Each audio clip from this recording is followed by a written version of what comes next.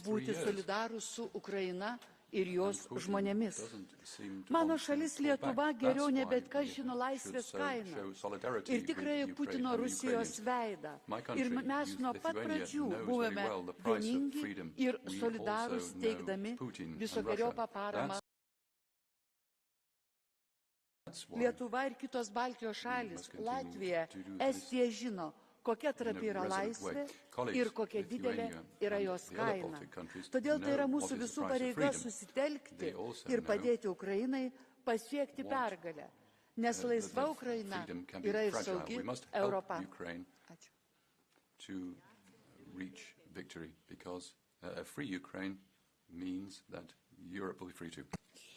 Mevrouw de voorzitter, meneer de commissaris, collega's, vorige week ontmoette ik Andrei Sirovaka, 20 jaar soldaat in Oekraïne geweest, zijn arm kwijtgeraakt, zijn linkerarm, zijn linkerbeen en ook zijn ruggengraat gebroken voor de rest van zijn leven in een rolstoel.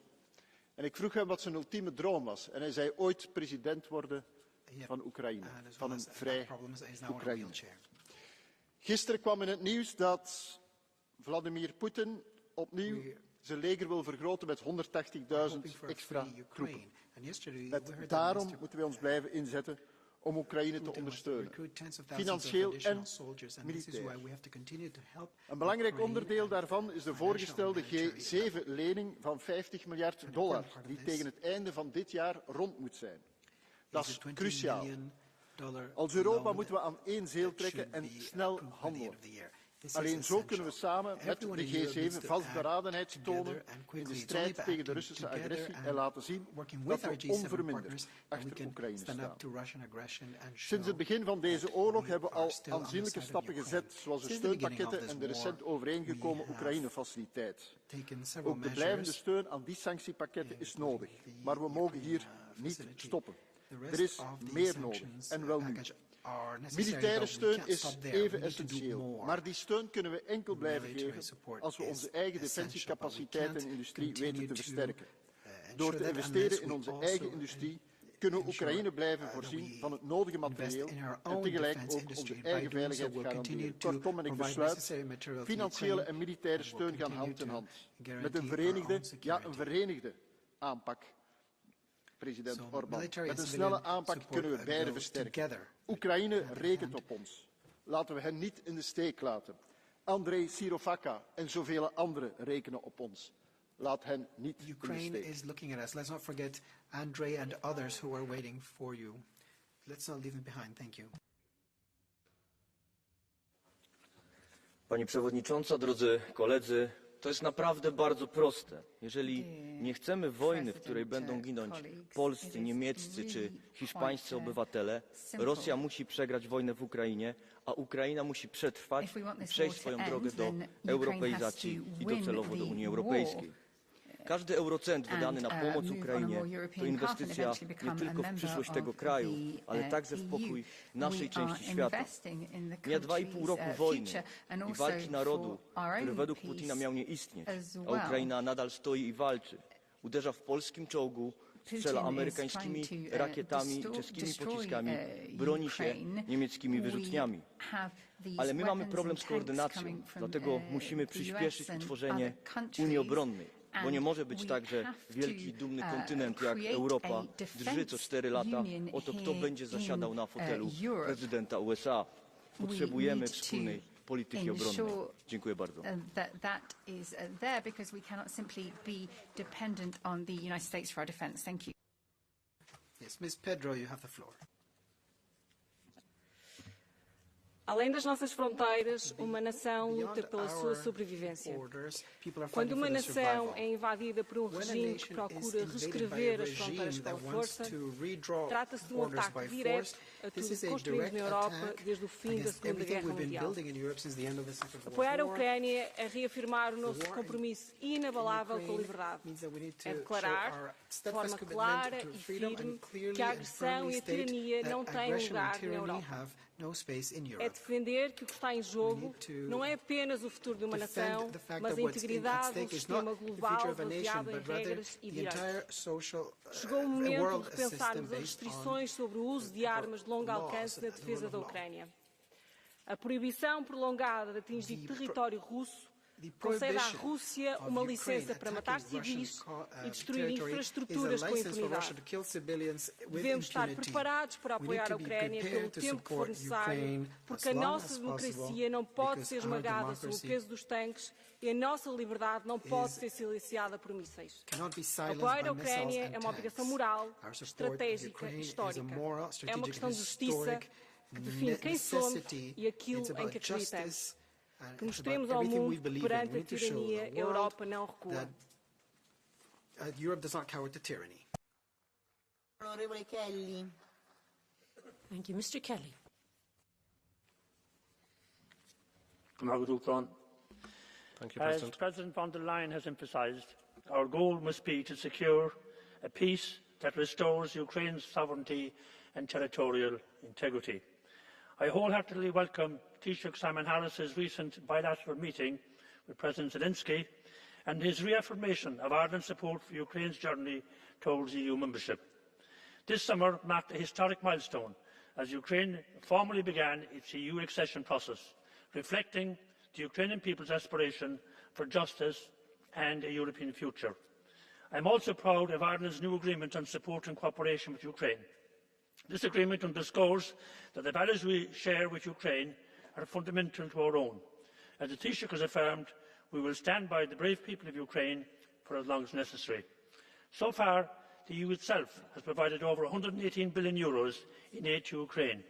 However, our energy policy should have prioritised EU energy independence long before Russia's annexation of Crimea in 2014. The best time to have set this independence target was 2014. The second best time is now. Ukraine must be an integral part of this renewed commitment to energy security and independence. And finally, the Wall Street Journal today reported that there were 1 million people either killed or wounded in the war so far. One man, Putin, is responsible for those 1 million casualties. We must stand with Ukraine as long as it takes. Slava Ukraini. Onorevole Zdrojewski, prego. Mr. Zdrojewski. Pani Przewodnicząca, Szanowni Państwo, nie jesteśmy w punkcie zero. Mamy inną sytuację niż wtedy, kiedy obserwowaliśmy aneksję Krymu. Lekcje w jakimś sensie odrobiliśmy. Wtedy, przypomnę, reakcji prawie nie było. Nie było przede wszystkim adekwatnej. Dziś nowo wybrany Parlament Europejski rozpoczyna od rezolucji wsparcia dla Ukrainy, to wsparcia wielowątkowego. Natomiast to, czego brakuje, to przede wszystkim szybkości, sprawności, wielkości, ale także zgodności w pewnych reakcjach. Po części podzielam opinię Stoltenberga, aby kraje podejmowały, bo mają taką możliwość decyzji indywidualnej. Po części dlatego, że uważam, że taka akceptacja, dlatego że było szybciej, adekwatniej, lepiej, więcej, powinna być wspólną decyzją zbiorową. Jest to o tyle ważne, że bezpieczeństwo związane z naszą wschodnią granicą dotyka skutku potencjalnie praktycznie połowę państw Unii Europejskiej. Podkreślam, że dzisiaj potrzeba szybciej, lepiej, więcej, adekwatniej, abyśmy krótko mówiąc nie płacili cenę za opieszałość. Dziękuję bardzo. Better, more quickly, in a better tailored way, so that we don't pay the price in the future.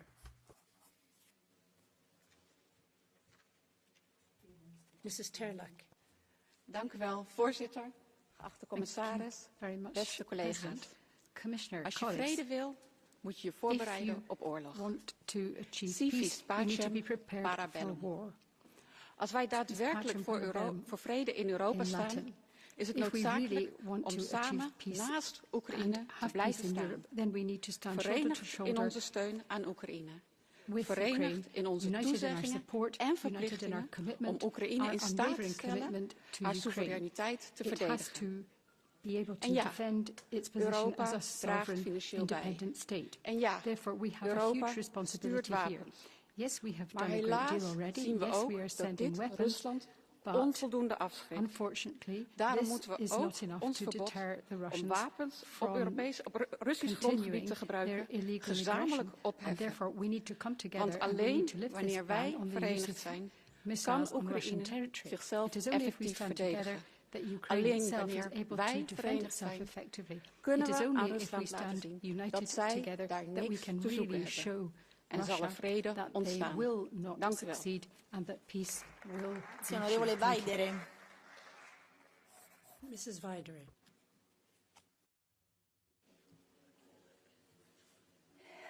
Darbie kolēģi, Kopš Krievijas kara Ukrainā bojā gājuši simtiem tūkstoši cilvēku, tā skaitā 10 tūkstoši civiliedzīvotāji.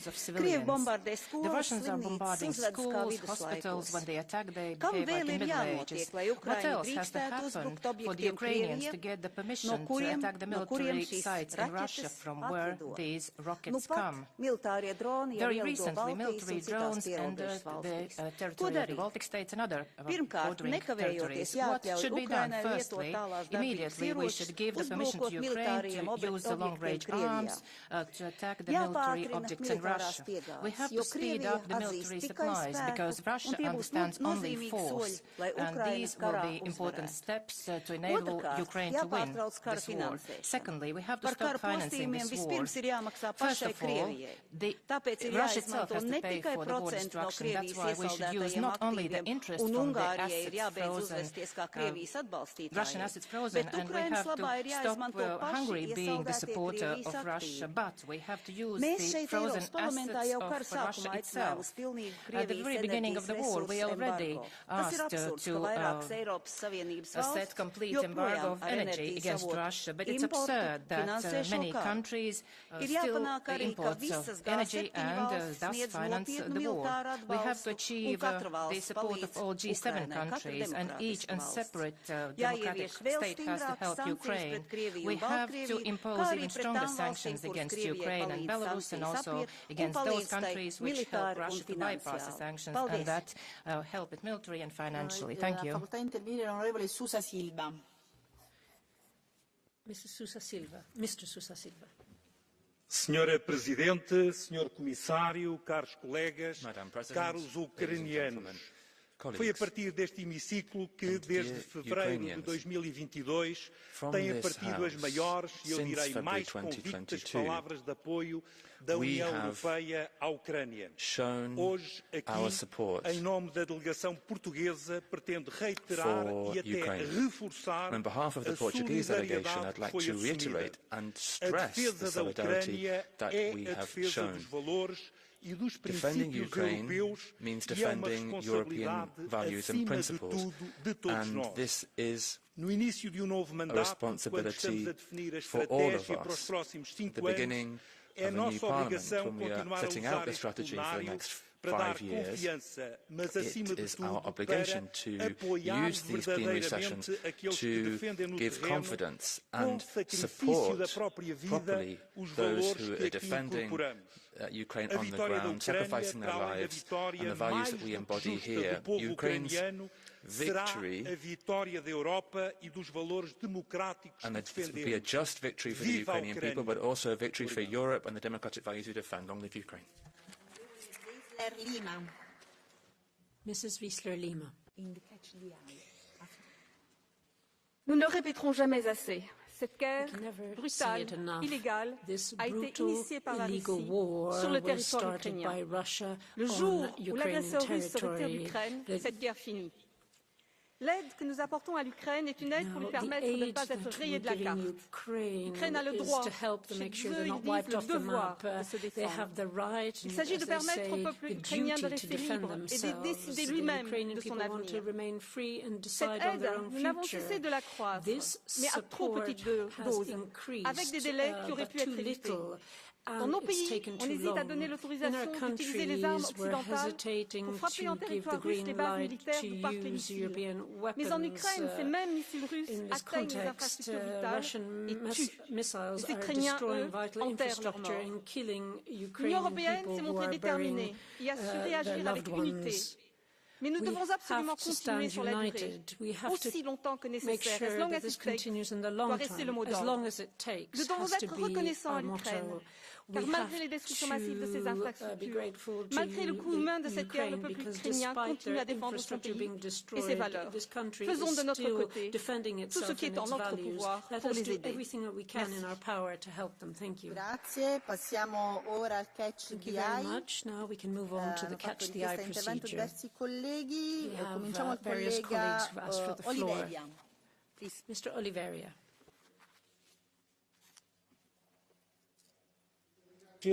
Obrigado, Sra. Presidente. Respeito pelo direito internacional, autodeterminação dos povos, inviolabilidade das fronteiras, integridade territorial, resolução pacífica de conflitos entre os Estados, renúncia ao uso da violência.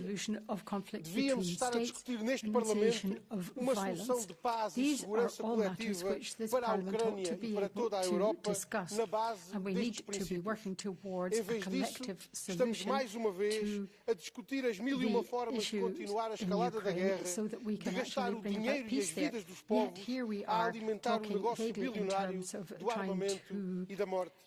Quando os nossos filhos e netos nos julgarem pelo mundo que lhes deixamos, não poderão dizer que todos apoiámos a guerra ou a ela assistimos de braços cruzados. Alguns de nós continuaremos firmes a resistir e a levantar a voz contra a barbárie da guerra, que é a paz, o futuro dos povos. Tacitly endorsing war and not standing up against the barbarous nature of war in an effective way. Thank you.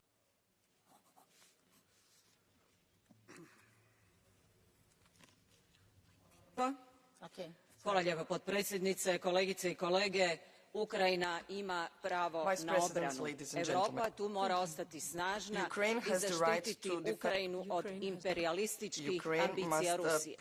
Nemojmo zaboraviti na činjenicu da je okupacija započela prije gotovo 10 godina, a brutalna agresija 2022. Od tada svjedočimo kršenju ljudskih prava, gubitku ljudskih života, zatiranju ukrajinskog identiteta, progonu i ubojstvu djece. 600 djece otprilike ubijeno je u ruskoj agresiji na Ukrajinu.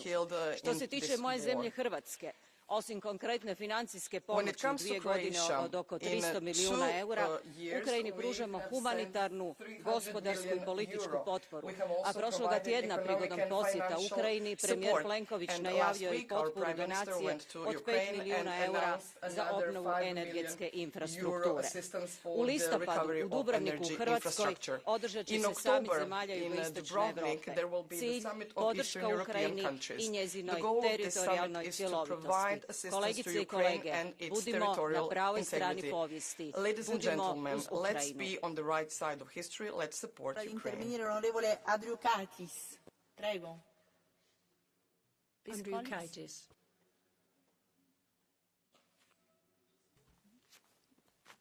Yeah, you. Yeah. Ačiū labai, gerbiama pirmininkė, gerbiami kolegos. Išties bandymas užšaldyti konfliktą yra pragaištingas Europos Sąjungai. Ir ta formulė remti tiek, kiek reikės, nepakankamai ambicinga.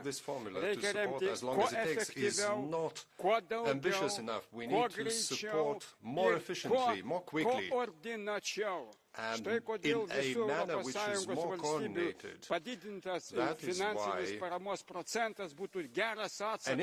Negalima leisti, kad vieni remia daugiau, kiti mažiau. Solidariai, vieningai ir stipriai. Kita vertus, akivaizdu, kad reikia pažaboti agresorių ir apginti sienų neliečiamumo principą ir teritorinio integralumo principą. Ir tam yra būtinybė kompleksiškai veikti, kad taikos Zelenskio planas būtų pilnai įgyvendintas. Neabejotina, kad reikia nuimti apribojimus Ukrainai tiekiamų ginklų panaudojimui. Ukraina privalo juos panaudoti taip, kaip jai labiausiai to reikia. Didesnė, greitesnė, efektyvesnė integracija Ukrainos į Europos Sąjungą yra tikslas, gynybos Europos Sąjungos stiprinimas ir sukūrimas yra tikslas, ir kuo efektyvesnė, platesnė tarptautinė diplomatija, izoliuojant ir pažabojant agresorių, irgi yra tikslas. Tik kompleksinės, efektyvios ir stiprios priemonės gali padėti mums pasiekti didelę pergalę ir pasiekti tai, kad tuo pačiu Rusijai įveikti Putino režimą. And to bring down the Putin's regime in Facoltà Russia. ora di intervenire l'onorevole Sordagas. Mr. Sordagas. È in aula? No. Is the member in the chamber? Sordagas. Okay. 663. Onorevole Sordagas. Sordagas. Rinuncia. Onorevole Grappini. Mrs. Grappini is next. Mulțumesc, doamna președintă, domnule comisar, stimați colegi. Condamn de la bun început, condamn războiul și uciderea oamenilor nevinovați. Mor și români acolo pentru că o parte din în Ucraina, o parte din teritorii istorice erau ale României. Ce vreau însă, domnule comisar, să spun, am fost foarte atentă la comunicare. Eu cred că trebuie să ne schimbăm modul de comunicare pentru a avea suportul cetățenilor. Înșiruirea unor sume de bani pe care le dăm, fără a explica cetățenilor de ce. România, țara mea, a ajutat Ucraina mai mult decât poate uneori a ajutat proprii cetățeni. Pentru că înțelegem că e nevoie să ajutăm. Problema este ce face Uniunea Europeană, ce presiune pune la ONU, la Statele Unite, la celelalte puteri mondiale pentru a determina Rusia să oprească această agresiune și uciderea în masă a oamenilor. Asta este important să știe cetățenii. Pentru că altfel nu vom avea suportul cetățenilor. Noi nu dăm bani din propriile buzunare, nu dăm bani de la cetățeni, de fapt. Și trebuie să se oprească acest hidos. Cea mai hidoasă formă de manifestare este războiul. Vă mulțumesc. War. Thank you. Sorry, onorevole Veriga. Please. Mr. Veriga.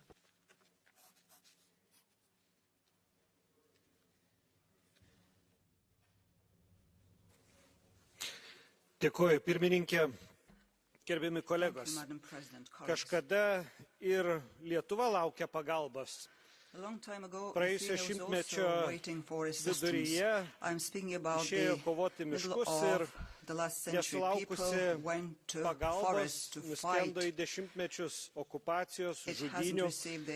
Šiandien tos pagalbos laukia Ukraina ir visiems sakantiems, kad karas yra blogiausias sprendimas, aš siūlyčiau tą pasakyti Putinui, kuris užpuolė Ukrainą ir jisai, kad ir šiandien tą karą gali paimti ir pabaigti. O mums visiems sprendžiant, ar reikia suteikti daugiau pagalbos Ukrainai, aš manau, kad esminis yra klausimas, ar yra valia priešintis. Ir ta valia priešintis akivaizdu, kad yra. Nes tie, kurie planavo Ukrainą užimti per savaitę, šiandien yra įsivėlę į ilgą karą. Ukrainiečiai kovoja už savo laisvę ir nepriklausomybę. Pagalba jiem yra mūsų visų pareiga. Aid for Ukraine is the duty of each of us. Thank you. Onorevole Karteiser, please. Mr. Karteiser.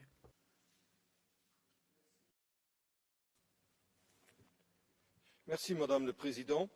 Dans ce conflit, l'Union européenne n'a à aucun moment essayé de définir une politique correspondant à ses propres intérêts géostratégiques.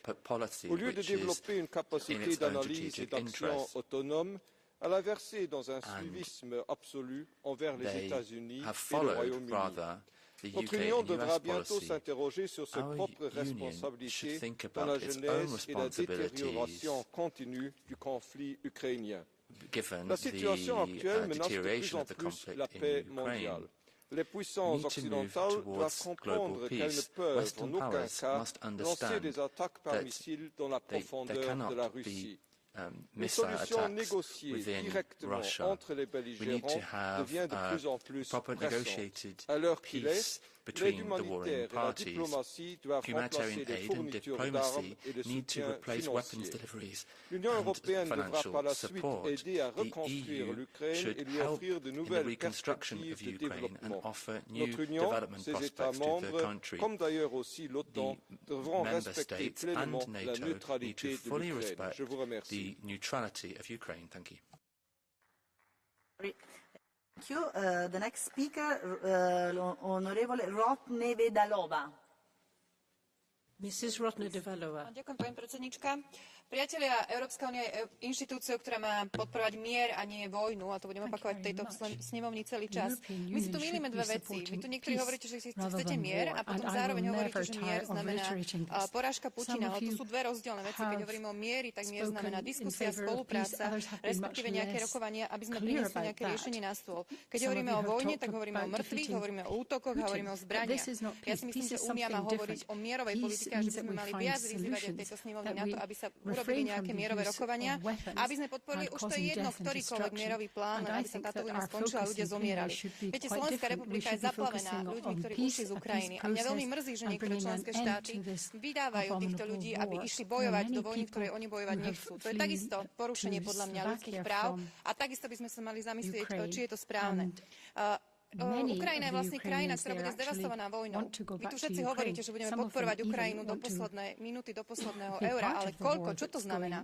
Máme tu Draghiho správu, ktorá hovorí o podpore Európskej únie konkurencieschopnosti, ale zároveň rozprávate, že budete dávať nekonečné množstvo peňazí na to, aby sa tam ľudia zabíjali, aby sa tam ďalej bojovalo. Tak treba sa naozaj spamätať, aby sme nepredali dušu diablovi len preto, aby sme akože si urobili nejakú pomstu, po ktorej tu veľa z vás túži. Ďakujem. Onorevole Sieper, che non vedo però al suo posto. Mr. Sieper. Okay. Quindi con questo concludiamo il catch the eye e diamo in conclusione la parola a nome della Commissione al Vicepresidente Esecutivo Dombrovskis. To Executive Vice President Dombrovskis to wind up the debate.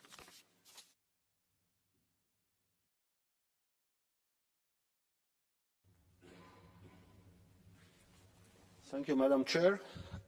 Honourable members, I think today's debate illustrates overwhelming consensus to continue EU's support for Ukraine.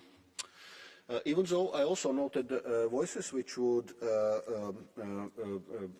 happily move away from the rules-based international order and engage and the country's rights in line with the EU Charter and engage in a world order where might is right.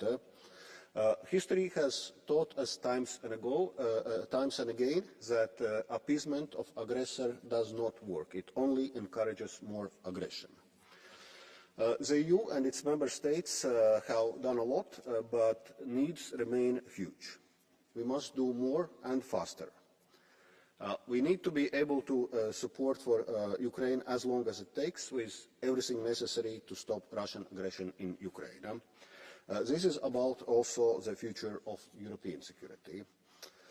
Russia is already testing our member states by implementing its hybrid war tactics, and you have an important role to play in stressing this message when talking to your constituencies.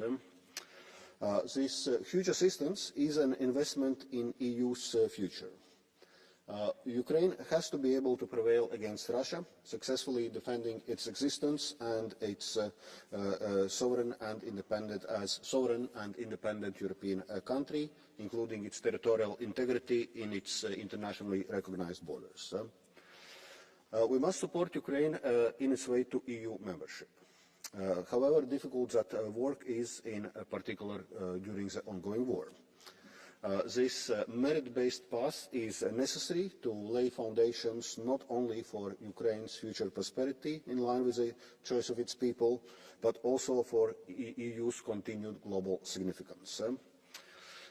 In this debate, you rightly pointed on issues that require further work. We have gradually moved from one-off solutions at the onset of invasion to more systemic assistance mechanisms. We will continue to work diligently to find solutions that are sustainable in longer term and address related complexities. We will continue our work with international partners to support Ukraine's fight for its sovereignty and territorial integrity and its destiny to be part of the EU. The EU has evolved through crises and challenges, and I very much hope that we will again be up to this historical task and up to our responsibilities as Europeans. Thank you very much. Grazie molte. Concludiamo così questo dibattito e ora l'ordine del giorno reca la dichiarazione della Commissione su misure globali nei confronti delle piattaforme dei social media, rafforzare il ruolo del regolamento sui servizi digitali e proteggere la democrazia e la libertà nell'ambiente online. Diamo il benvenuto alla Vicepresidente Esecutiva Vestager,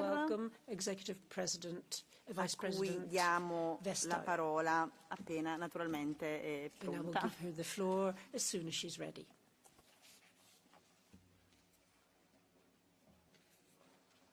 take your yeah, if you are ready, yeah. Thank you so much. Honourable members, Madam President, thank you very much for inviting me to this debate on how to protect democracy and freedom in the online sphere with the Digital Services Act.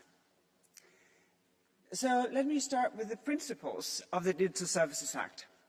It's the overarching law for the responsibility of all online platforms towards our citizens, towards society overall.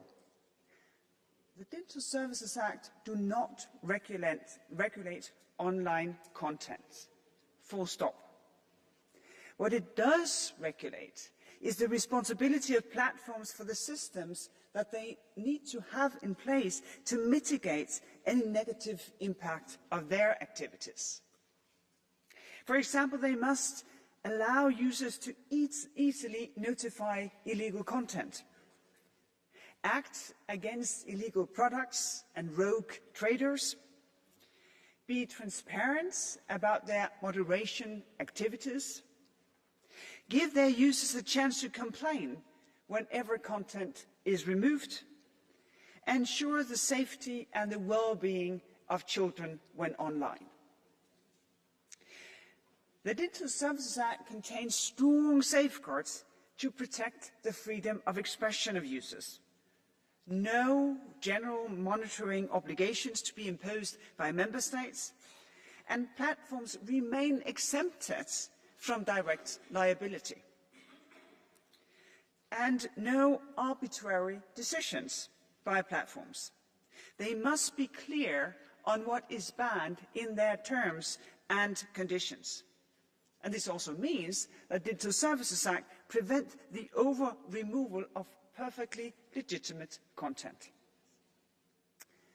Very large platforms, they have additional obligations. They must assess and they must mitigate serious risks to our society. For instance, when disinformation and information operations, well, they risk undermining our elections. But they are under no legal obligation to remove harmful content that is not illegal. Instead, they might need to design their recommender systems in ways that limit the viral spread of such content. And because of that, the Digital Services Act gives greater agency to citizens. We are opening up the black box of algorithms of platforms. These used to decide on their own what content could be seen or not seen. And they were doing that without transparency and without redress possibilities.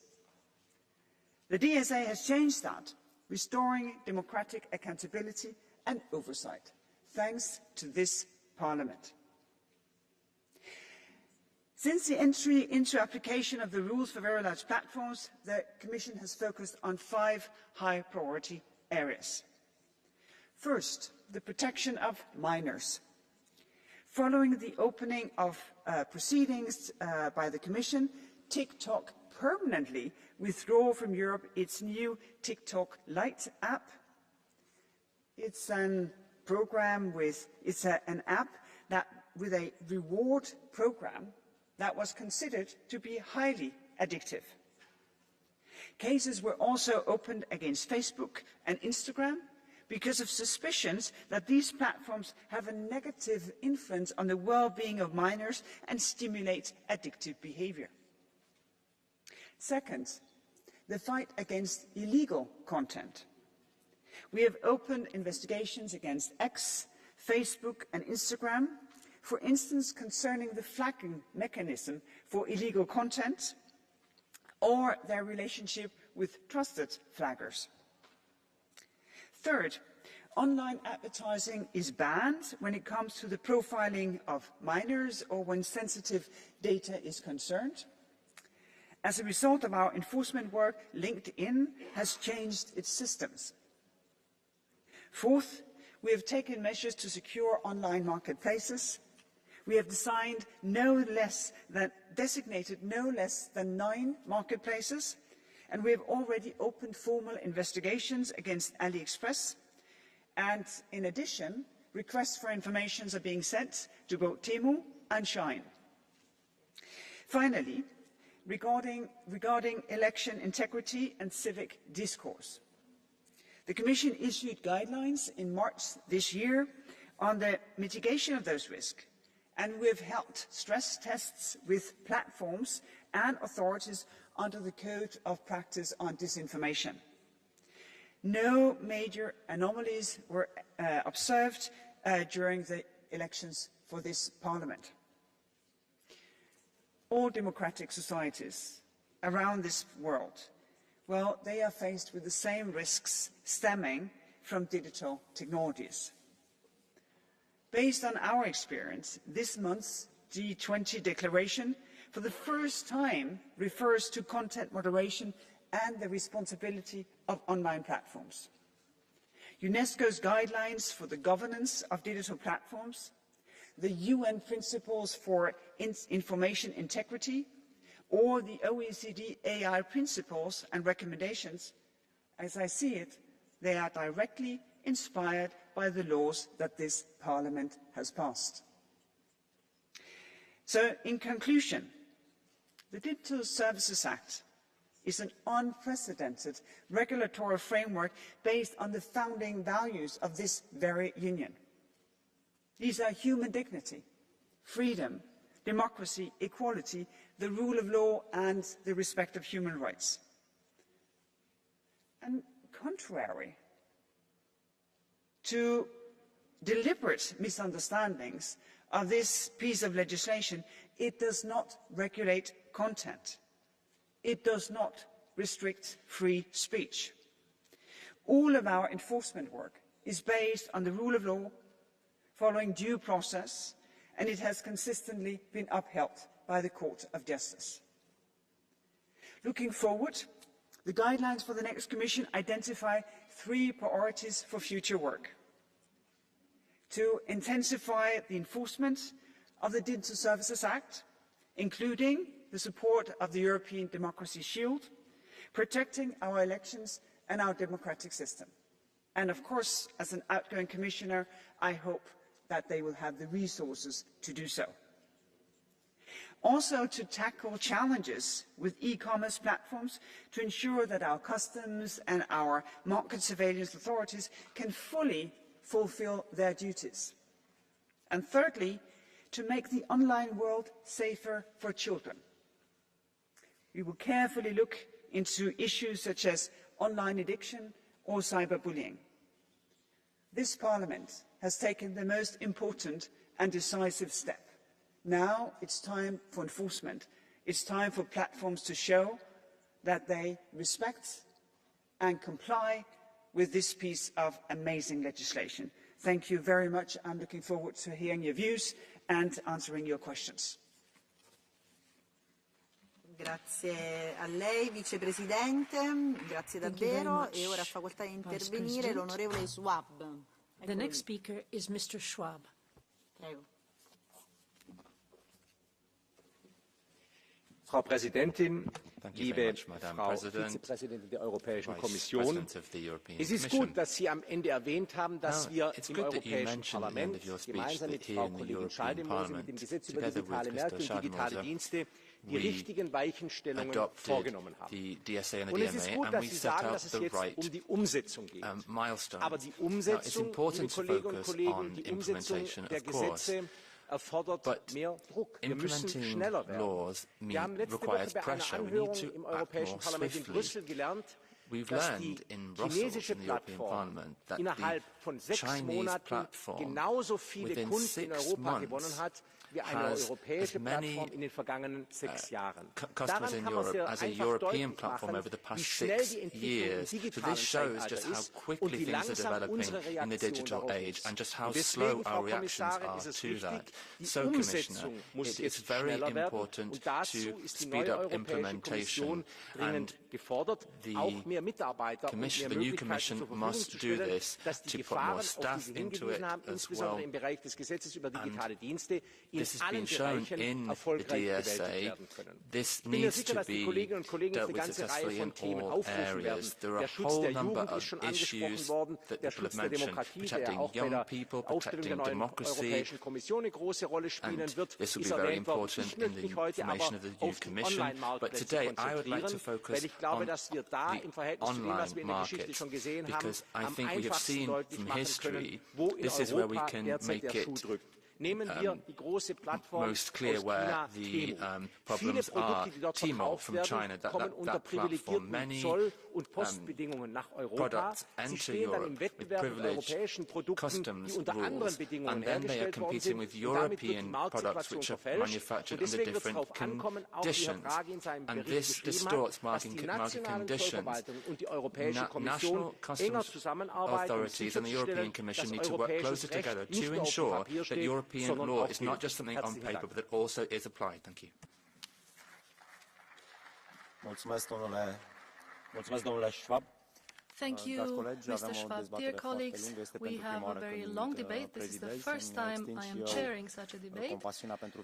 I extend my compassion for the victims of the floods throughout Europe, and I give the floor to Mr. Alius Saliba, 2.5 minutes, on behalf of the Socialists and Democrats in the European Parliament. Social media is by far the most significantly and widely used form of mass media in our modern society. Undoubtedly, social media holds immense potential as a unifying force, fostering communities and bringing people together. Despite this, it is often misused to spread fake news and propaganda, and to manipulate and target people towards a particular way of thinking, which is aimed at destabilizing modern democratic processes and societies. We increasingly see malicious motives and dishonest rhetoric from powerful, influential people using social media's ability to circulate and disperse both information and also disinformation. The recent wave of violent riots in the UK after the spread of misinformation online and Elon Musk's decision not to comply with Brazilian court orders leading to the blocking of X in the country are other examples of how tech giants are increasingly behaving with impunity before governments and before our courts. It is not the first time that lies, that hate spread on digital platforms are sparking and fueling violence or changing the course of elections in countries around the world, even in Europe. A recent report commissioned by the S&D Group clearly shows that coordinated disinformation networks flooded X before the EU elections in France, in Germany, in Italy. The scale of disinformation networks shows they could and did take over an entire debate, changing its narrative completely by flooding X with posts, reposts, comments and likes. Social media companies need to be held more accountable for spreading disinformation. The Digital Services Act represents the EU's first step in protecting ourselves against the spread of misinformation and preserving our democracies from such influence. However, the effectiveness of the DSA hinges on robust enforcement and a firm commitment from the new Commission. We need assurance that the multi-million euro fines under the DSA will be used to rein in social media companies that break the law and exploit our democracies. Last but not least, it's crucial to acknowledge that we cannot combat the issue in isolation. The S&D Group strongly advocates for the EU to strengthen the global roles of the DSA and heed the UN Secretary General's call for global measures to safeguard our democracies from digital chaos that social media platforms have unleashed. Thanks a lot. Mulțumim. În numele grupului Patriot pentru Europa, doamna Virginie Joron, pentru un minut jumătate. Président, Madame la Commissaire, chers collègues, Digital Service Act, ou plutôt Digital Surveillance Act.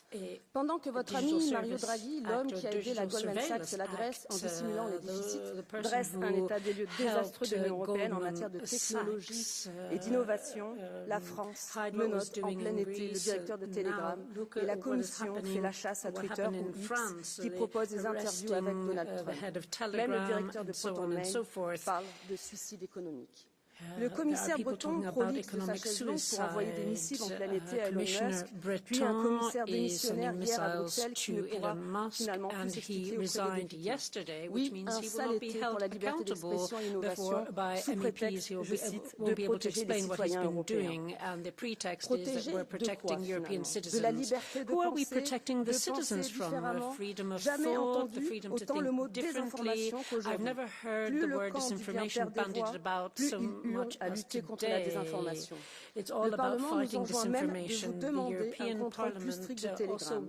On l'a vu pendant la période Covid avec cette censure folle et cette propagande vaccinolâtre, remis en question il y a quelques jours par le directeur de Meta qui a été obligé de suivre les instructions des gouvernements. Vous êtes finalement les pantins d'un système à l'agonie. L'union que vous voulez, avec même un plan à 800 milliards d'euros, n'ira pas loin, mais c'est peut-être là l'arnaque. Mulțumim. În numele grupului conservatorilor și reformiștilor europeni, domnul Piotr Müller. Pentru un minut și 30. Szanowni Państwo, słowo cenzura budzi najgorsze skojarzenia. Skojarzenia z systemami, które nie mają nic wspólnego z demokracją. Skojarzenia z systemami, które w Europie Wschodniej, w szczególności w Europie Środkowo-Wschodniej, zrobiły naprawdę wiele złego. Filarem demokracji musi być wolność słowa, a wolność słowa w XXI wieku oznacza również wolność słowa w internecie. Dlatego musimy z uwagą przyglądać się każdemu działaniu, które jest podejmowane przez Komisję Europejską oraz przez platformy społecznościowe w ramach pakietu DSA. Miał on w zamyśle chronić społeczeństwo demokratyczne przed różnego rodzaju próbami wpływów, które mogłyby się pojawić. Ale mam wrażenie, że choć komisarz Breton odpowiedzialny za wdrożenie tego pakietu już nie jest w Komisji Europejskiej, to problem, który się pojawi, problem cenzury prewencyjnej, która może być wprowadzona tym pakietem, niestety jest bardzo aktualny. Urzędnicy w Unii Europejskiej mówią o walce z dezinformacją.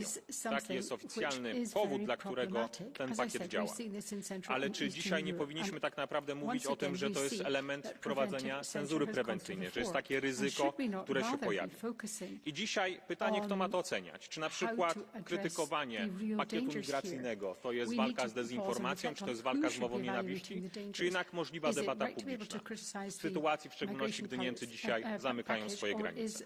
Szanowni Państwo, nie po to czytaliśmy Orwella, żeby teraz obserwować powstanie Europejskiego Ministerstwa Prawdy. Na to zgody być nie może. Dziękuję bardzo. Mulțumim. În numele grupului Renew Europe, doamna Svenja Han, pentru 1 minut și 30. Danke, Kommissarin Vestager, für Ihre Arbeit und die klare Haltung hier. Denn Meinungsfreiheit ist eine der wichtigsten Errungenschaften unserer Demokratie. Gerade diese Gedankenfreiheit unterscheidet uns ja im Wesenskern von Autokratien. Deshalb lassen Sie sich nicht in die Irre führen von den rechtspopulistischen Kollegen hier. Der DSA bekämpft eben illegale Inhalte und keine Meinung. Der DSA ist ein Instrument, um geltendes Recht aus der Offline-Welt auch online durchzusetzen. Wir dürfen uns aber auch nicht der Illusion hingeben, dass der DSA alleine das Problem von Hass, von Agitation und vor allen Dingen Desinformation im Internet lösen würde. Eben weil der grundlegende Konflikt unserer Zeit Autokratie versus Demokratie bleibt. Und allen voran sind es eben autokratische Länder wie Russland, wie China, die unsere Köpfe verwirren wollen, unsere Herzen verunsichern wollen und unsere Demokratie, unsere Gesellschaft vergiften wollen. Deshalb nehmen wir mit dem DSA auch Social-Media-Plattformen in die Verantwortung. Als wesentliche Plattform unserer Gesellschaft nehmen wir sie in diese Verantwortung. Sie müssen gegen Desinformation vorgehen und geltendes Recht durchsetzen, ohne Wenn und Aber. Und daran werden wir sie auch messen und zur Verantwortung ziehen.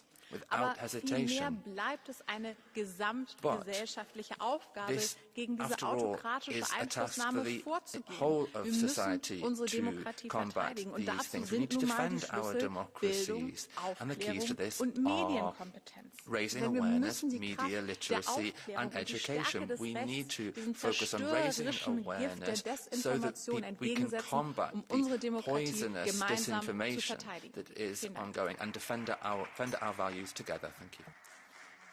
Mulțumesc în numele grupului Verzilor, Alianța Liberă Europeană, doamna Alexandra Gheze. Pentru 2 minute. Alexandra Gheze, 2 minutes.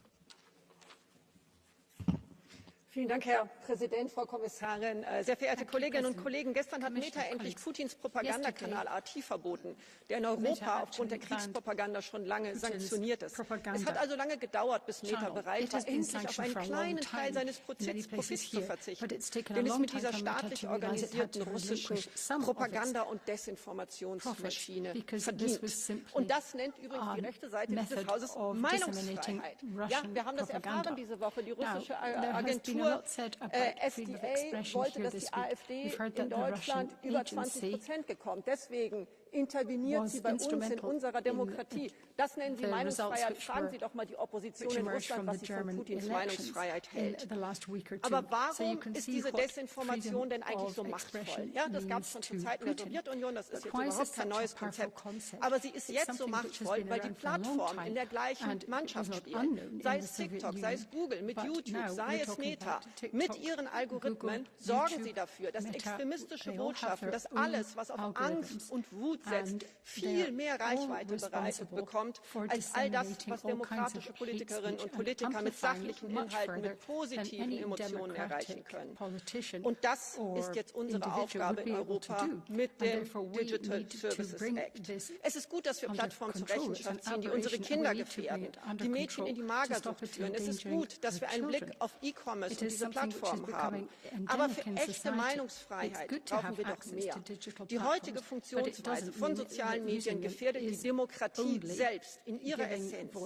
Wenn Plattformen extremistischen Botschaften systematisch Flügel verleihen, wenn sie Lügen an viel mehr Menschen ausspielen als Fakten, dann wird Demokratie unmöglich. Für eine wahre Demokratie brauchen wir Algorithmen, die allen Meinungen den gleichen Raum geben. Denn Bürgerinnen und Bürger sollen selbst entscheiden, was in ihrer Timeline zu sehen ist. Und das wollen wir nicht skrupellosen Milliardären mit fragwürdigen, undurchsichtigen Geschäftsmodellen überlassen. Das ist Meinungsfreiheit und dafür kämpfen wir. Mulțumim. În numele grupului Stângii, doamna Galan. Mrs. Galan.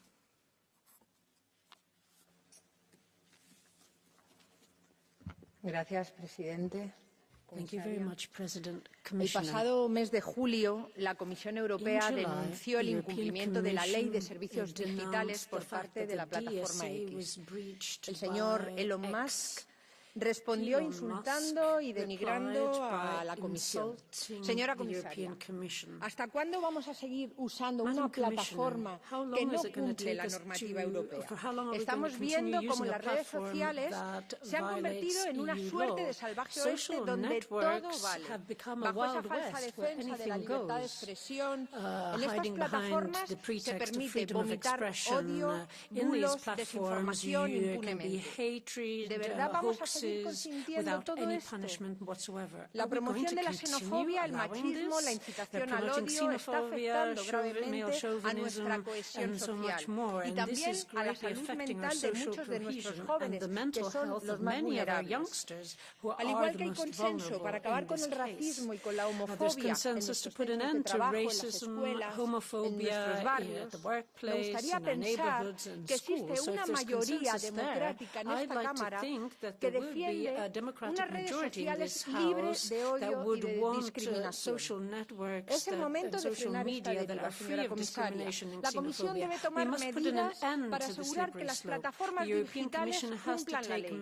Urge reforzar la soberanía digital europea. Necesitamos plataformas con funcionamiento democrático y transparente que dejen de estar al servicio de intereses privados y de la ideología de sus propietarios. Of their owners. Thank you. Mulțumim. În numele grupului Europa Națiunilor Suverane, doamna Sara. Monsieur le Président, chers collègues, pour avoir écrit l'archipel du Goulag, Solzhenitsyn a dû quitter son pays et s'exiler aux États-Unis. Pour avoir contesté la colonisation britannique, Gandhi a été condamné à 6 ans de prison. Aujourd'hui, ce n'est pas à Moscou que le fondateur de Telegram, Pavel Durov, a été arrêté, mais chez nous, dans la France d'Emmanuel Macron.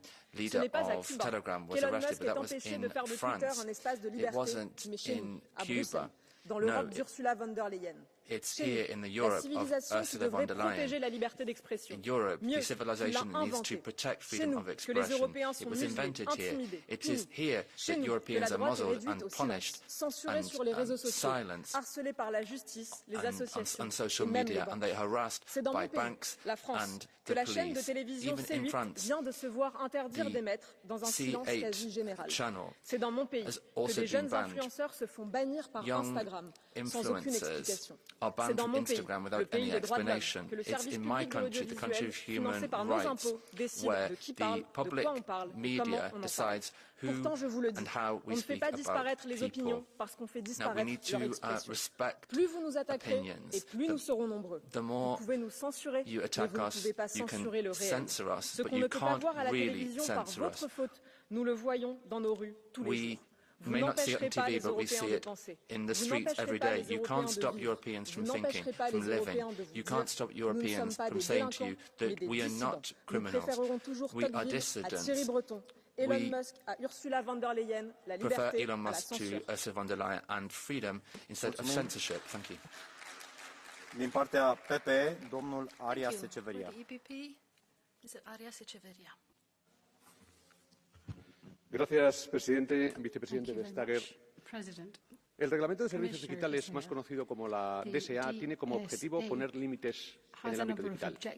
El riesgo de que la desinformación campe a sus anchas en Internet y debilite nuestras democracias es una realidad. Por eso se aprobaron la DSA y la Media Freedom Act para preservar el derecho de todos a una información veraz, para proteger la libertad de prensa y no para promover la censura, y para que se respete la libertad editorial y la independencia de los medios públicos. Como saben, estas normas no dan en absoluto cobertura jurídica a ninguna injerencia gubernamental.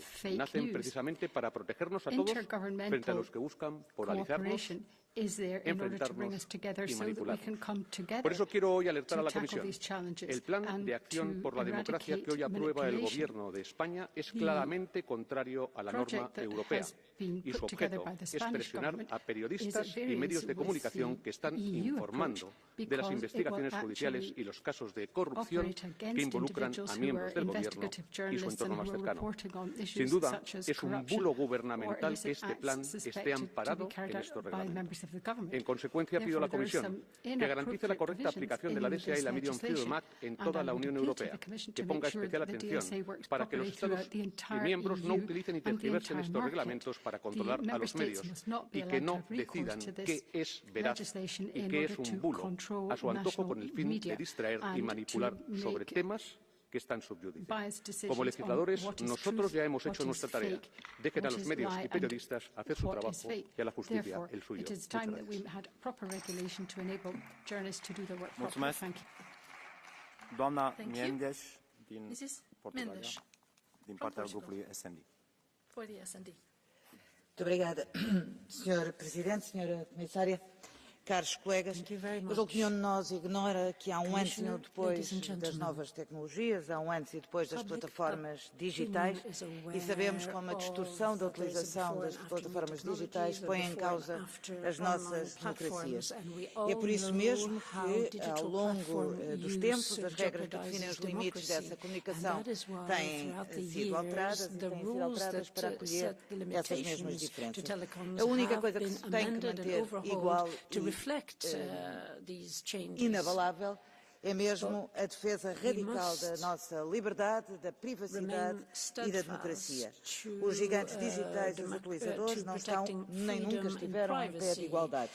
E foi por isso muito importante o ato legislativo para os serviços digitais, mas também o regulamento da inteligência artificial feito pela primeira vez e aprovado em dezembro de 23.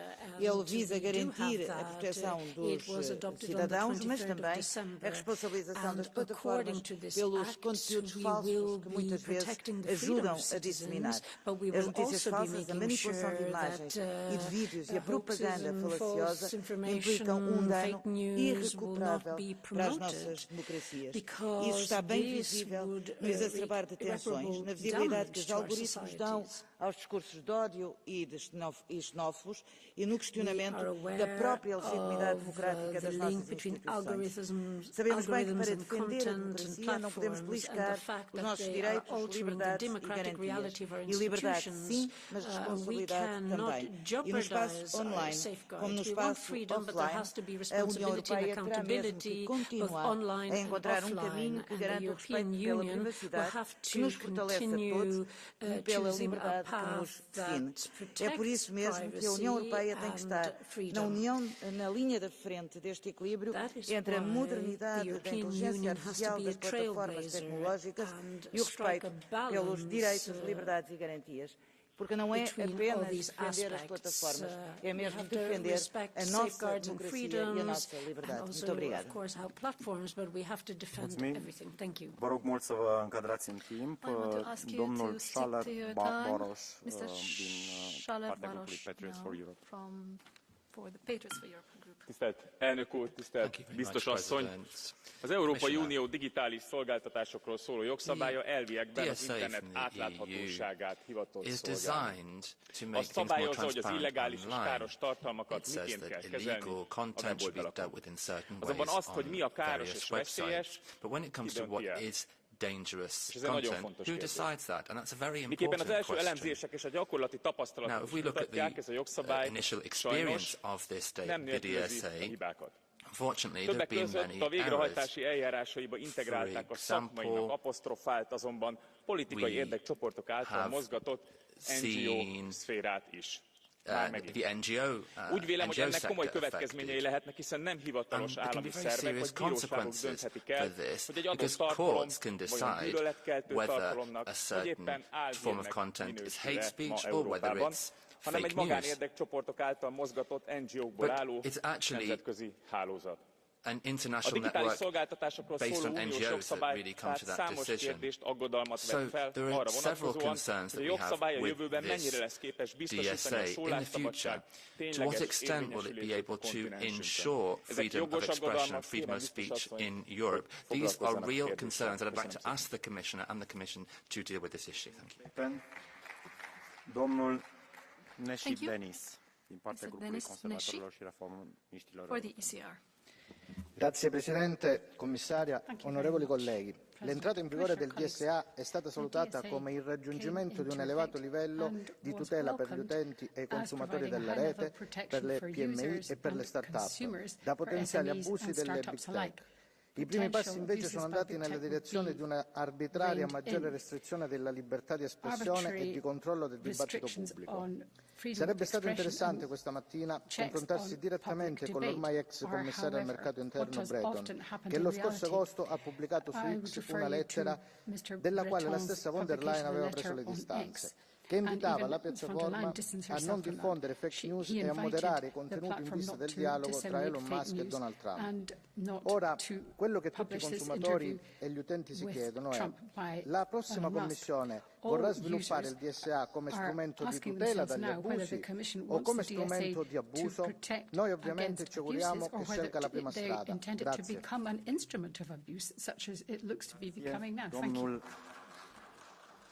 Domnul Billy Kelleher, din partea Renew.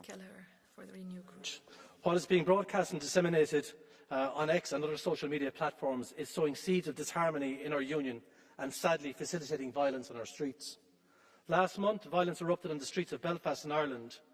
It was encouraged and spurred on by the comments of the owner of X, Elon Musk.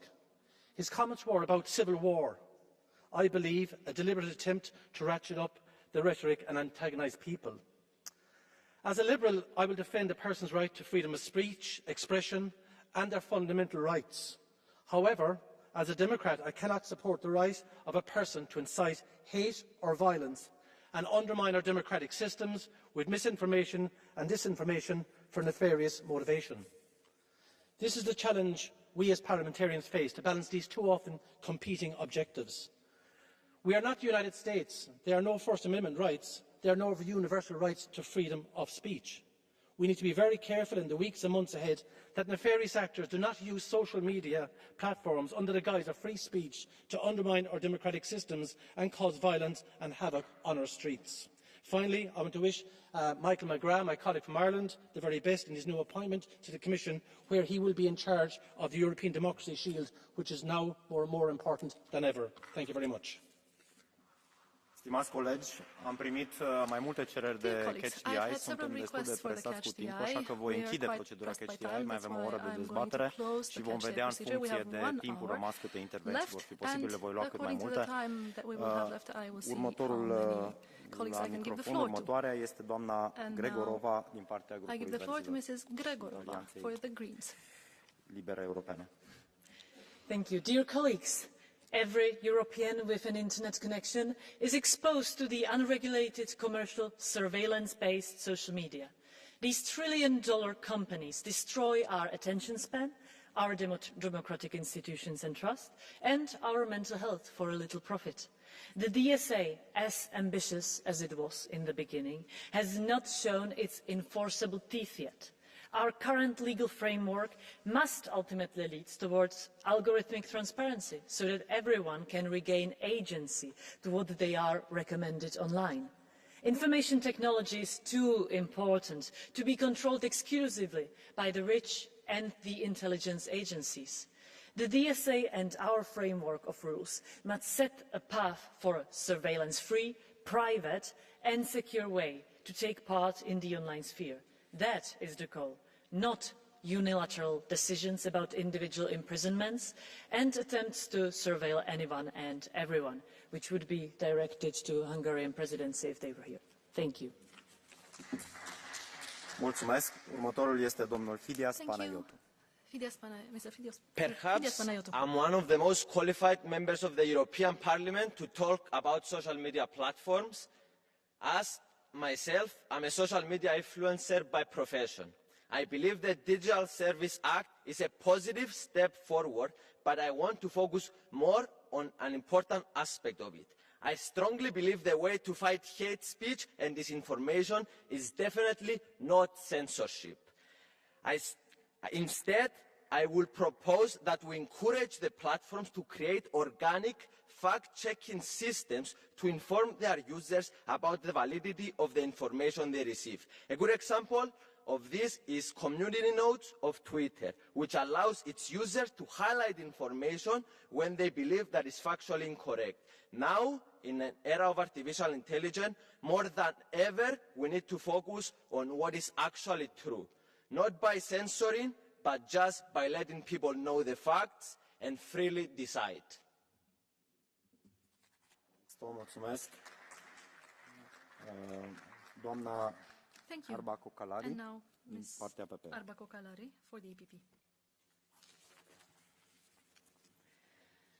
Tack herr talman och kommissionär Vestager.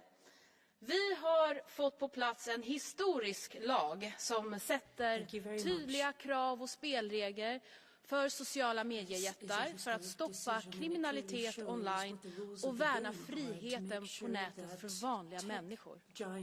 För samtidigt som EUs nya digitallag DSA har trätt i kraft ser vi hur gängkriminella i Sverige rekryterar öppet på sociala medier. På TikTok, på Snapchat, på Telegram letar man upp minderåriga för morduppdrag. Vi har svenska barnsoldater som hyrs in via annonser på nätet för att begå brott i Danmark. Gängkriminaliteten har inga gränser. Den rör sig över landsgränserna och den rör sig öppet online. Det som händer online just nu är en del av det gängkrig vi ser på våra gator och får stora konsekvenser för människors trygghet. Jag, som en av de ansvariga för den här lagen, kommer driva på den nya EU-kommissionen att tvinga de här techjättarna att följa de lagar vi faktiskt har i EU. För nu är det slut på ursäkter och nu är det upp till bevis för techjättarna att leverera för att sätta stopp för kriminaliteten online och säkerställa att de sociala medierna och vårt digitala liv blir en trygg miljö för oss alla. So that our online life can be safe and secure. Doamna Christel Schaldemose. Thank you very much. Even though we pay no entry fee to use social media, they come at a cost. And that cost is becoming too high for our society, our democracy and our well-being. From all over the world, we hear calls for a safer and a fairer social media. Citizens, they call for social media to be free from disinformation, manipulative content and foreign interference. Parents, they call for social media to be safe for the children to use without seeing harmful content. And users, they call for control over their own data. In the S&D group, we do hear those calls and we answer those calls. Under the S&D leadership with the DSA, we won the first fight between lawmakers and social media, and we ended the Wild West online. For the first time, social media platforms in Europe, they are now liable for the algorithms. They must not become a megaphone for illegal content, for disinformation, or harm public health. But in order to make sure that this also is the real life out there, we call upon the Commission to really take on the role as the sheriff of this new online world. We really need to make sure that we use the tools we granted the Commission by the DSA. We need to make sure that we have a strong implementation and a strong enforcement. We need to make sure that our kids are safe. We need to make sure that our democracy is not destroyed. And I do think that we need to see the Commission to speed up the implementation and enforcement. And if you need more resources, we have to look at that. And I also think that it is important to say that if the DSA is not enough to make sure that we have a safe social media world, then we also need to be open to do more, for instance, to look at better rules around age verification. S&D, we hear the calls. We will keep on fighting to make sure that we can be safe online as we are offline. Thank you very much. Vicepreședintă, din partea grupului Patriots for Europe, domnul Sebastian Kraus.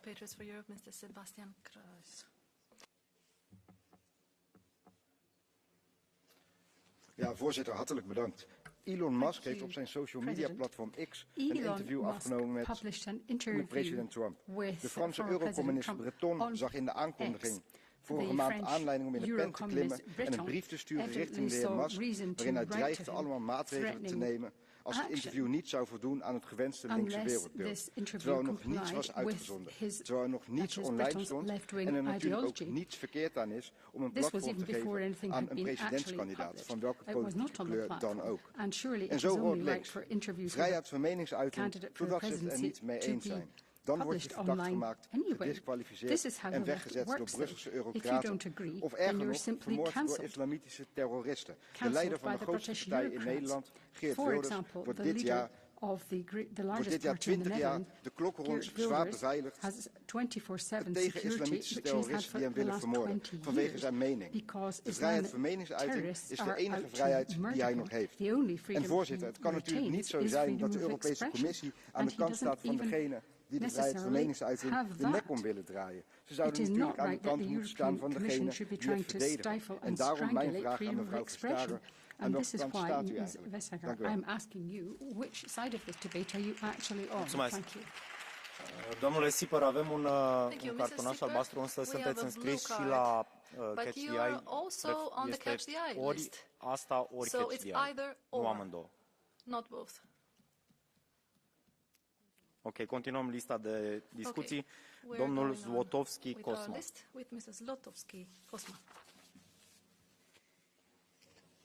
Panie Przewodniczący, Pani Komisarz! Media społecznościowe to współczesna globalna agora, miejsce handlu, wymiany poglądów, aktywności politycznej, ale także doskonała przestrzeń do siania dezinformacji czy prowadzenia wojny hybrydowej. Regulując ten obszar internetu, chcieliśmy zapewnić lepszą ochronę praw użytkowników oraz ograniczyć samowolę platform, które podejmowały decyzje w oparciu o niejasne wewnętrzne regulaminy. Usuwały treści i blokowały konta bez uzasadnienia. Nie możemy jednak zgodzić się na to, że przyjęte w dobrej wierze przepisy są wykorzystywane jako broń w walce politycznej. Także wykorzystywanie unijnych regulacji jako pretekstu do ingerencji w proces wyborczy nie może się nigdy więcej powtórzyć. Europa nie może iść drogą państw niedemokratycznych i dyktatur, gdzie dostęp do sieci jest ograniczany, treści cenzurowane, a prawo zamiast chronić obywateli broni jedynie interesów władzy. Mulțumim foarte mult, domnul Gozi Sandro. Mr. Sandro Gozi. Merci, Monsieur le Président, chère Madame la Commissaire, chers collègues. Je voudrais attirer votre attention sur la plateforme ancien Twitter. Premièrement, en raison des réductions drastiques de ses équipes, X n'est plus en mesure de se conformer au Digital Service Act et de modérer efficacement les crises comme les événements à Capitol Hill ou les récentes émeutes au Royaume-Uni. Au lieu de les contenir, X a plutôt joué le rôle d'accélérateur. Deuxièmement, des recherches montrent que l'algorithme de X pousse des contenus politiquement proches des opinions de son propriétaire qui n'hésite plus à afficher ses sympathies. Les utilisateurs sont exposés à des contenus polarisants, souvent orientés et violents. Il s'agit d'un choix éditorial clair. Dès lors, X n'est plus une simple plateforme neutre, mais un véritable produit éditorial. Cela implique de nouvelles responsabilités, notamment légales. Musk ne peut pas prétendre à une irresponsabilité totale. Ces questions sont cruciales pour le débat démocratique et la liberté d'information. Kim van Sparentak. Ms. Kim van Sparentak.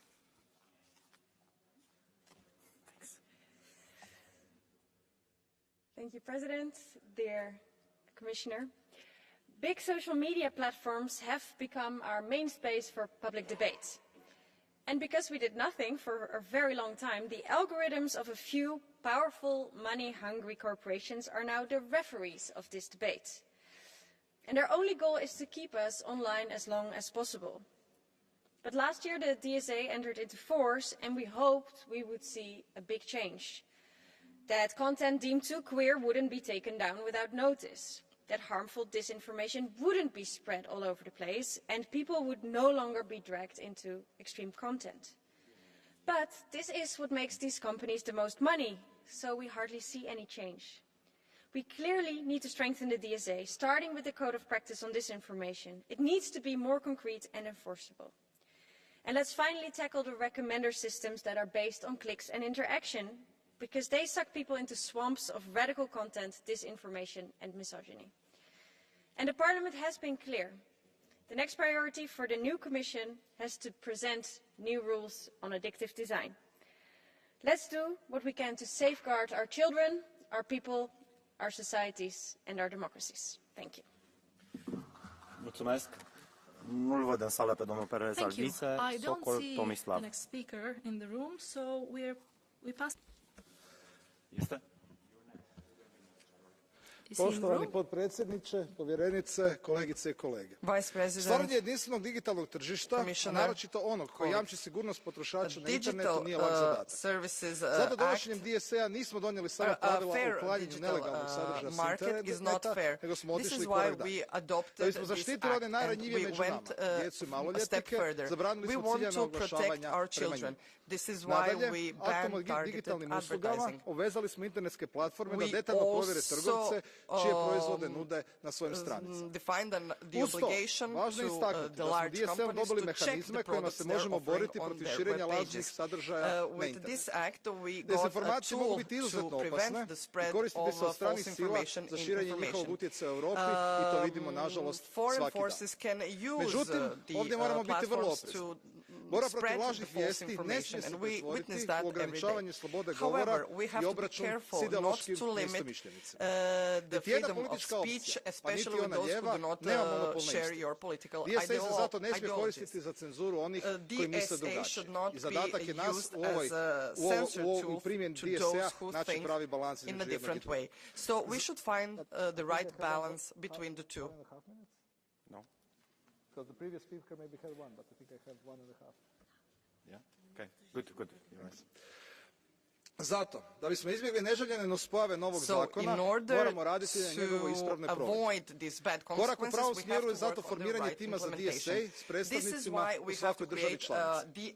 Kolegice i kolege, nakon što je DSA stupio na snagu, ključno je da sada osiguramo njegovu ispravnu primjenu i time zajamčimo sigurnost korisnika na internetu. Protocol și cer iertare, aveați într-adevăr 1 minut 30. Domnul Albise este următorul cu 1 minut. Buenas tardes, muchas gracias, presidente. Me hago una pregunta, ¿qué ocurre con este sistema de vigilancia y censura si la desinformación viniera en el futuro de la propia Comisión Europea? Como ya ocurre hoy día con grandes medios supuestamente oficiales.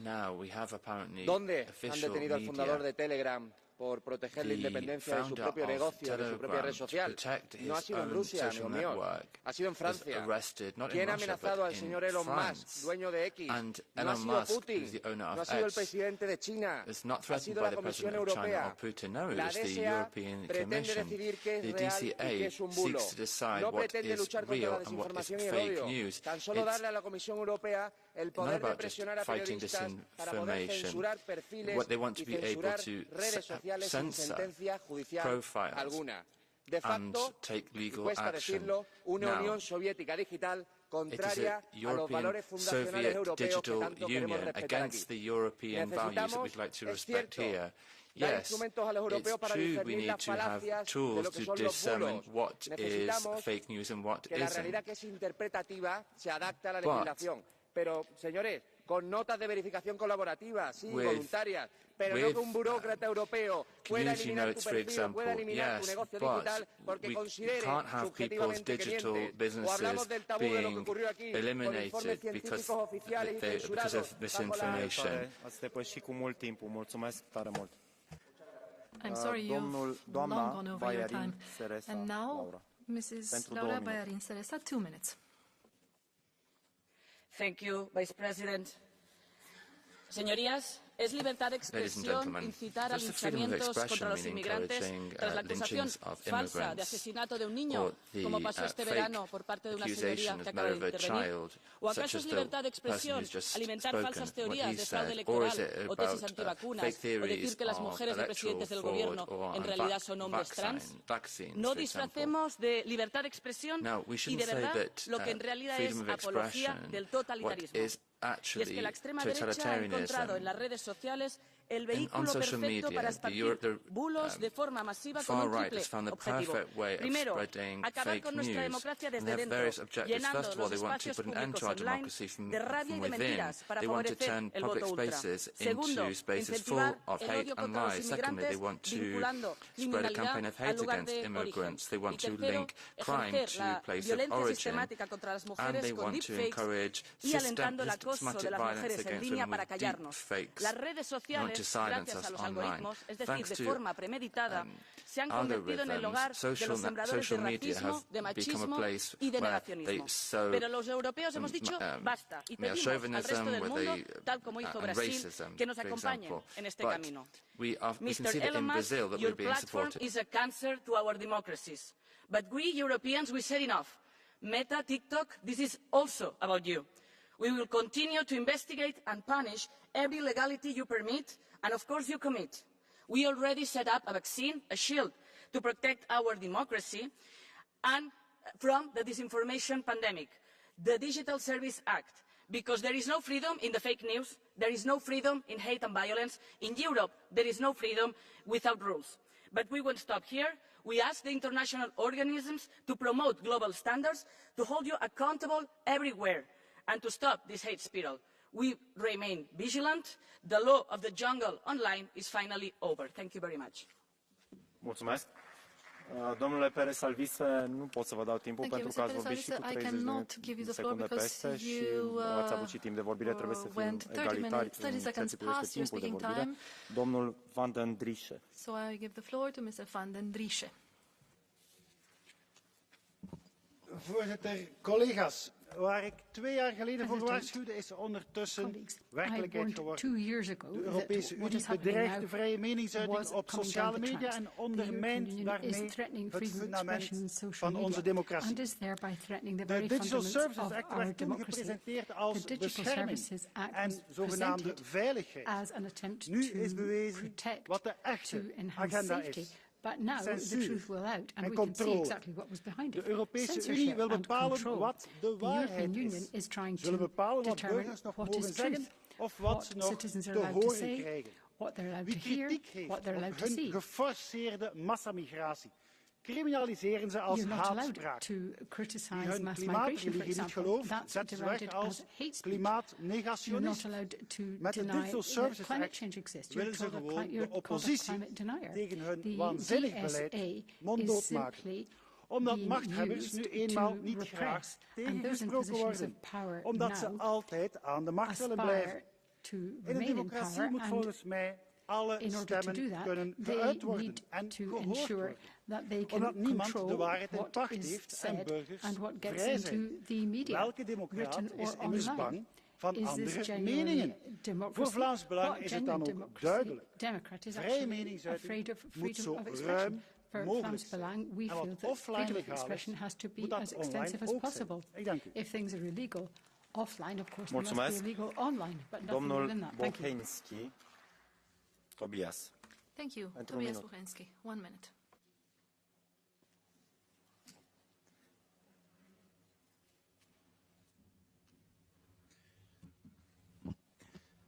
Freedom of speech is a cornerstone of Western civilization.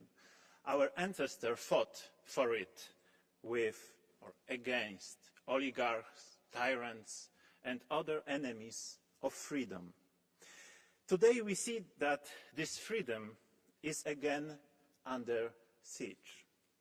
But enemies have new names: political correctness, hate speech, and government control.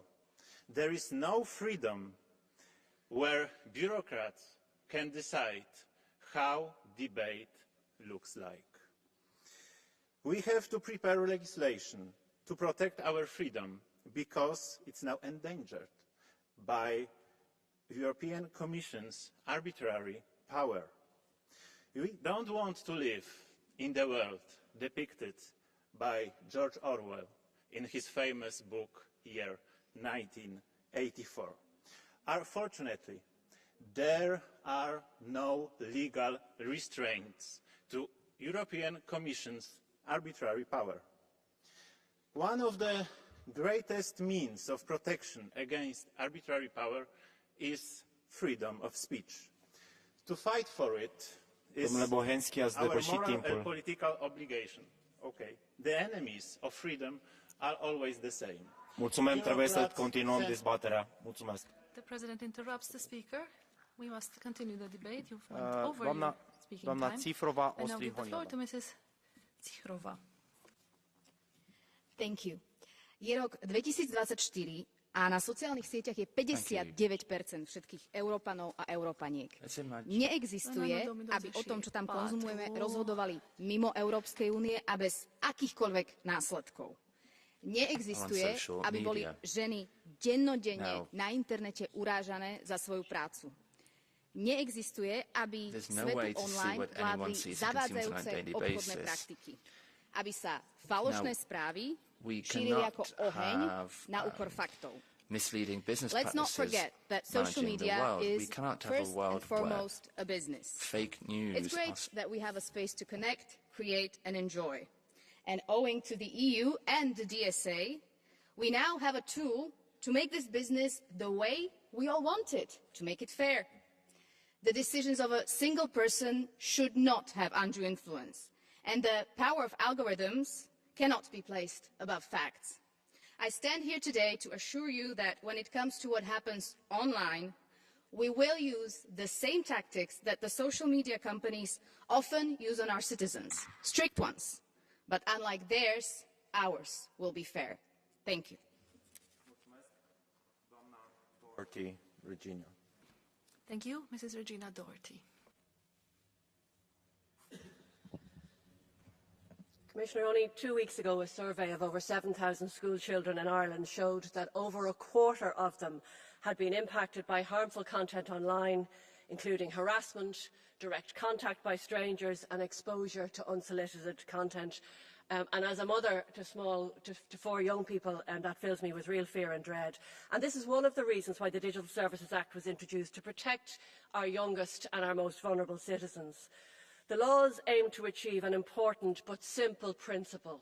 What is illegal offline should be illegal online. And it also extends to misusing somebody's personal data, content promoting incitement or hatred or terrorism, or indeed undermining our democracy.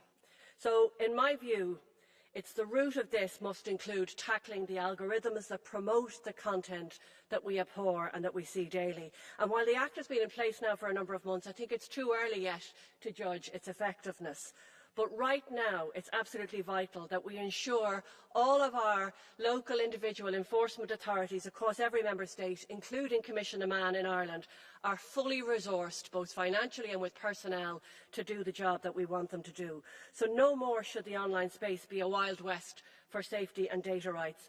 However, there is a fine line. We have to be clear. The online and digital economy offers huge benefits, and it is an indispensable part of our modern economy and society. And that's why, seeking to uphold the law, we must not smother innovation, creativity or competitiveness. Europe must be a place where digital industries can grow, develop and compete. Thank you. Thank you, Mr. Brando Benifei. Grazie Presidente. Il Digital Services Act responsabilizza finalmente e protegge i cittadini europei da disinformazione e fake news, ponendo dei limiti all'azione delle piattaforme. La Commissione europea ha svolto un lavoro importante, ma c'è ancora molto da fare. Però del resto, se Trump non è contento, penso che siamo sulla strada giusta. E anche gli Stati membri, garanti della privacy, vanno nella stessa direzione. Mi riferisco per esempio al divieto assoluto della pubblicità targetizzata nei confronti dei minori. Serve però andare oltre. Ad esempio, grazie al regolamento europeo sull'intelligenza artificiale abbiamo aggiunto tra i sistemi ad alto rischio e quindi maggiormente regolati quelli che operano nell'ambito dei processi democratici. Abbiamo introdotto poi l'obbligo di etichettare chiaramente un contenuto generato da intelligenza artificiale per contrastare l'abuso dei deepfakes. Proteggere quindi la nostra democrazia dalla disinformazione è proteggere il nostro futuro. Vale in Europa ma vale anche a livello globale. Grazie mille. Thank you. Gracias, presidente. En España, el gobierno de Sánchez, invocando la DSA, aprobará hoy su plan para amordazar a los medios críticos, afirmando que en España la democracia está asediada por campañas de desinformación, presiones a periodistas y corruptelas. Pero los únicos que están asediados por la corrupción y ponen en peligro a la democracia son la esposa y el hermano de Sánchez, su partido y su gobierno. Y los únicos que sufren la presión y la amenaza son los jueces y los españoles de a pie. Lo dije la pasada legislatura, bajo la expresión discursos de odio se esconde la mayor operación de censura en la historia moderna. Cuando un tipo como Sánchez dice proteger la democracia poniendo bozales virtuales a los ciudadanos libres, estamos ante el último paso ante la autocracia, una vez rendidas todas las instituciones de control por los vergonzosos pactos con el Partido Popular. Detenciones a ciudadanos británicos por tuitear sobre la invasión migratoria que sufre Europa, la amenaza de un comisario a Elon Musk por entrevistar a Donald Trump, la ocultación inicial de los 2 intentos de asesinato del candidato republicano a la presidencia de los Estados Unidos, las órdenes ilegales del juez de Moraes y Lula en Brasil para que X cancelara cuentas, incluso la prohibición A propósito, el Amazonas ya no les preocupa, ¿no?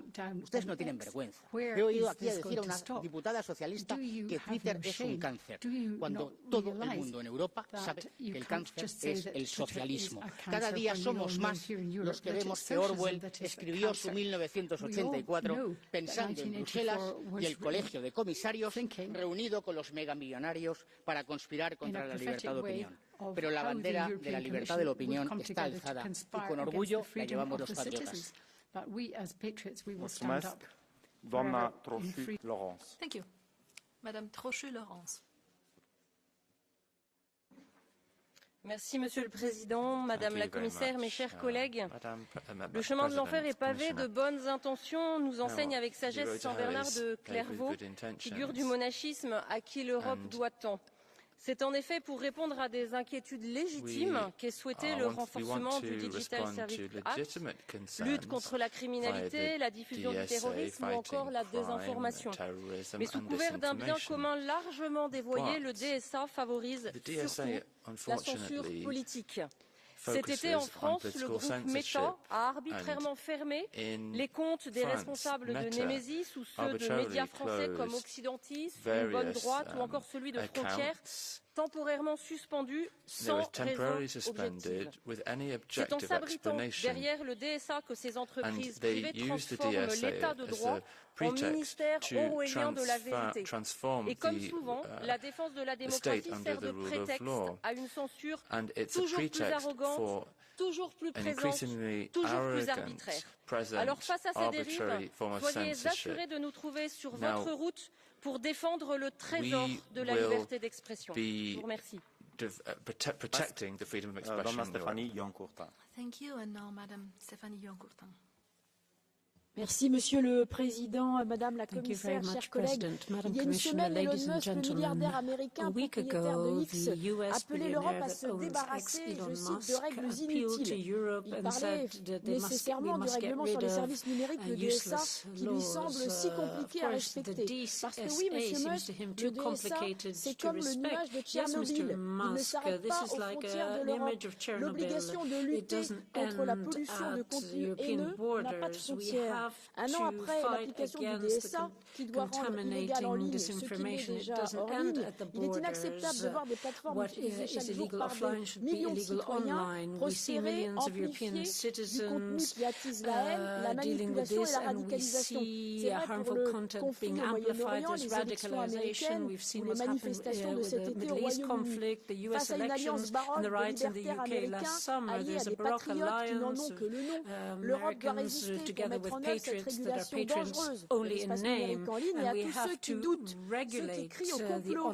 Je leur demande, interrogez-vous, souhaiterez-vous que vos enfants puissent voir ce genre de contenu sur des panneaux publicitaires dans les rues en allant à l'école? Domnul Carlo Ressler. Poštovana povjerenice, kolegice I kolege.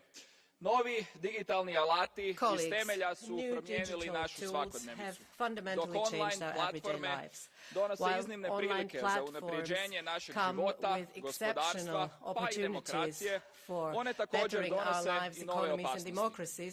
Akt o digitalnim uslugama jedan je od najznačajnijih pokušaja uvođenja reda I modernizacije europske politike u digitalnom svijetu. Mrežni prostor time nastojimo učiniti sigurnijim za korisnike, a platforme koje posluju na zajedničkom tržištu dobile su veću pravnu sigurnost kao I potrebnu odgovornost.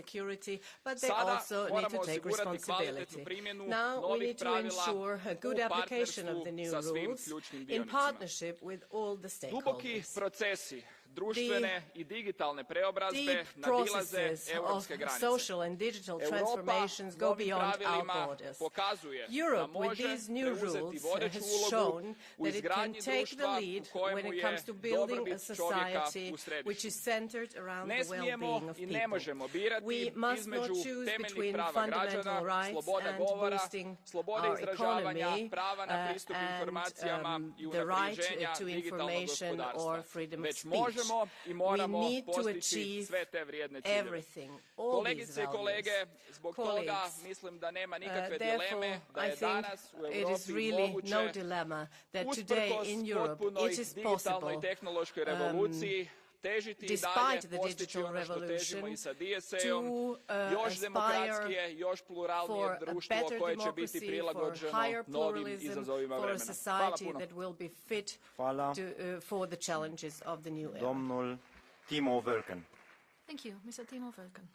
Sehr geehrter Herr Präsident, sehr geehrte Frau Kommissarin, liebe Kolleginnen und Kollegen! Im letzten Mandat haben wir mit dem digitalen Dienstegesetz, mit dem neuen digitalen Grundgesetz für die Europäische Union Großes erreicht.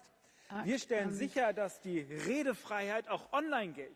Aber wir stellen auch sicher, dass Hass, Hetze, Mordaufrufe, wie sie gerade von rechts als freie Meinungsäußerung kundgetan haben, bestraft werden. Aber nicht durch irgendwelche Online-Dienste, sondern durch Gerichte. Das ist unsere Interpretation von Rechtsstaat und von Grundrechten im digitalen Raum. Und genau das stellt der Digital Services Act sicher. Das ist ein großer Erfolg. Was es allerdings braucht, ist eine Durchsetzung mit Augenmaß. Was es nicht mehr geben darf, ist, dass ein ausscheidender Kommissar im digitalen Kräftemessen mit Elon Musk immer Briefe hin und her schickt und willkürliche Fristen setzt. Das steht nicht im Gesetz. Es braucht jetzt eine konsequente Durchsetzung, damit sich die großen digitalen Konzerne an diese neuen Regeln, die die Demokratie, die die Grundrechte im Internet schützen, halten, durchgesetzt wird. Die neue Kommission muss das besser machen als Herr Breton bisher. Ich habe darauf großes Vertrauen. Vielen Dank. Vielen Dank, Domnul Haider Roman. Thank you, Mr. Haider Roman now.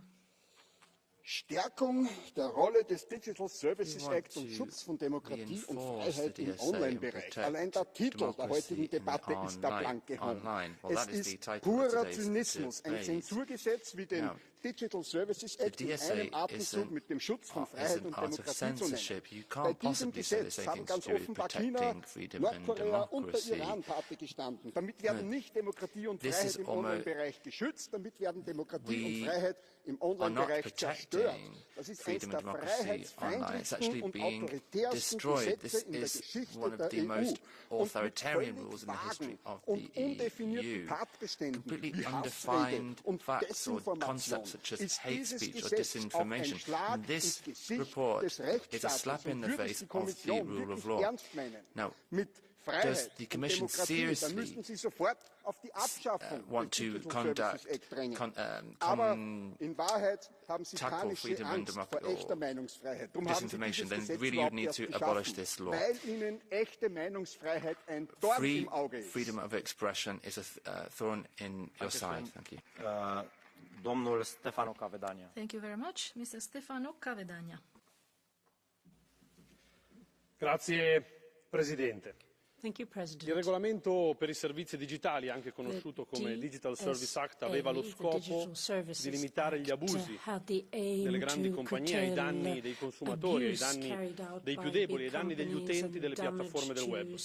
Ma troppo spesso, purtroppo, abbiamo notato come con la scusa di combattere la disinformazione, la diffusione d'odio, la diffusione delle fake news, in realtà veniva utilizzata questo scopo per zittire letteralmente e tappare la bocca come una clava politica, un bavaglio, tutti coloro che esprimevano idee che secondo chi governava non erano opportune. Ecco, allora noi non possiamo non notare quello che è accaduto con la lettera che il commissario Breton, che dico subito non ci mancherà, ha inviato qualche settimana fa a Elon Musk alla piattaforma X per limitare la possibilità di parlare del candidato alla presidenza Donald Trump. Ma questo vale per tante altre realtà. Combatteremo per la libertà di espressione e lo faremo sempre, anche in questa sede. Doamna Cynthia Nivoroscu. Thank you. Mrs. Cynthia Nivoroscu. Monsieur le Président, Madam Commissioner Vestager, fellow MEPs, let's get